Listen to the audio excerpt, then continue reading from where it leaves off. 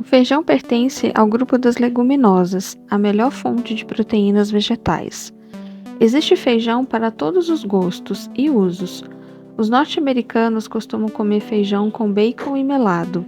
Os franceses preferem os feijões mais graúdos, brancos ou vermelhos, sem o caldo.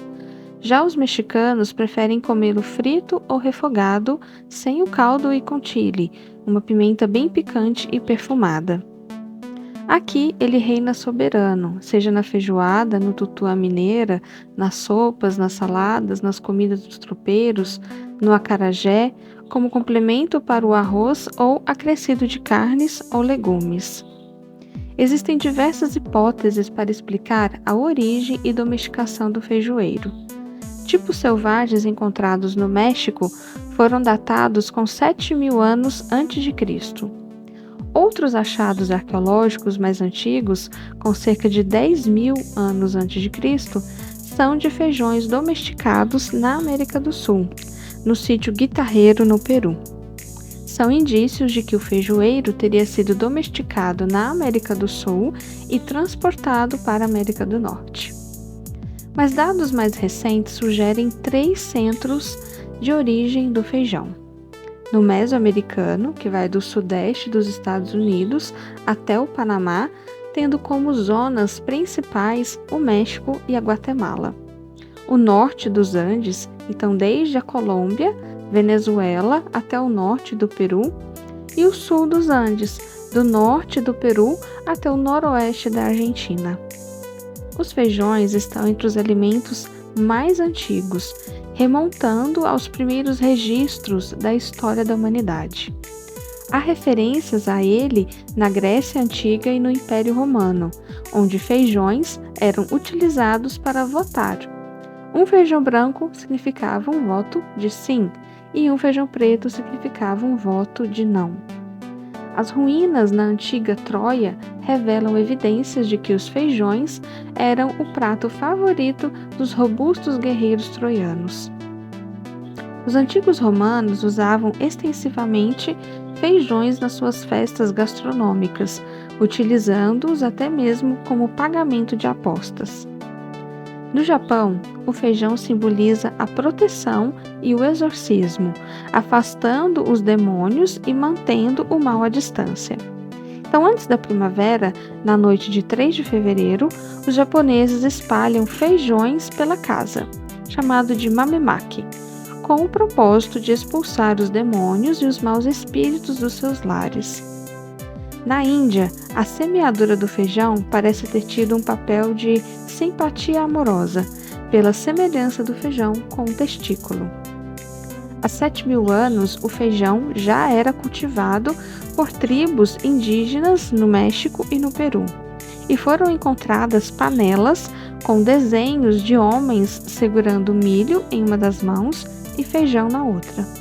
Há relatos de que os egípcios o feijão era considerado o símbolo da vida. Foram encontradas referências aos feijões na Idade do Bronze na Suíça e entre os hebraicos, cerca de 1.000 anos antes de Cristo.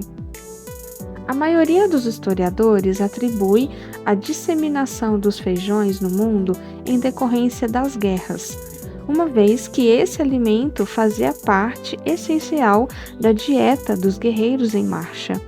Os grandes exploradores ajudaram a difundir o uso e o cultivo de feijão para as mais remotas regiões do planeta.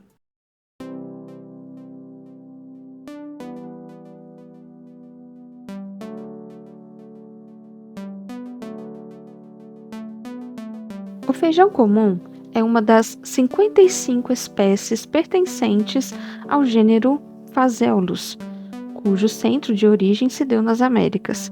Essa espécie tem grande importância econômica, alimentícia e cultural em diversos países. No Brasil, o feijão é um dos principais pilares do agronegócio. Acredita-se que no México, no primeiro centro de origem citado, originou-se os grãos pequenos, como o carioca. E no sul dos Andes, possivelmente se desenvolveram as sementes mais graúdas, como o jalo.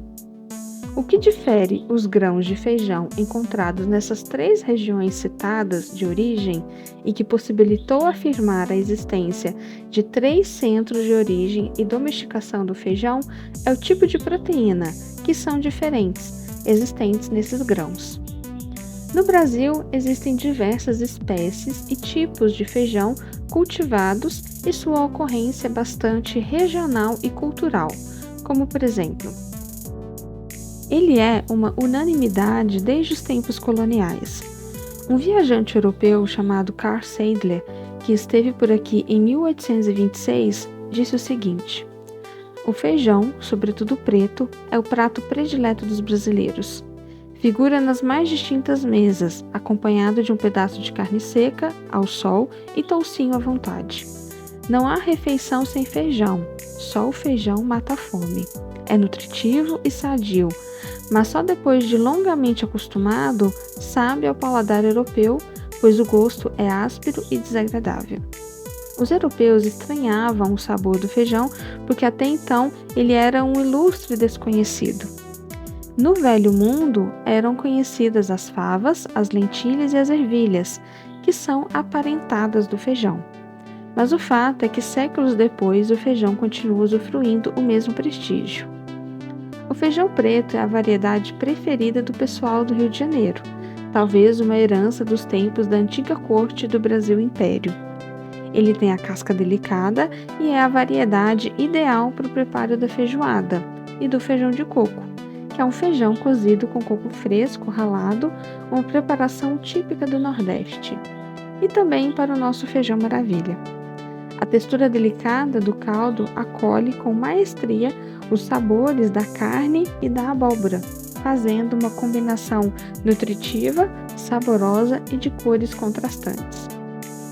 Temos também o feijão jalo, o feijão carioquinha, o feijão rajadinho, o vermelho, o rosinha, o branco e o fradinho, que também é conhecido como feijão de corda. É com ele que se prepara o acarajé. Possui uma coloração clara e um olho preto. O gosto diferenciado do brasileiro por tipo de feijão em algumas regiões está ligada à história local ou regional, como em Minas, onde o tropeirismo foi importante e o feijão preto era misturado com farinha de mandioca, pedaços de linguiça e torresmo. Já o feijão carioquinha, misturado à farinha de mandioca e com caldo, era a comida dos bandeirantes, que deu origem ao virado à paulista. No Rio de Janeiro, o feijão preto é o grande preferido, por ser o ingrediente principal da feijoada, um prato que surgiu no século XIX. O feijão preto não é consumido largamente no país, ele representa apenas 20% da produção brasileira.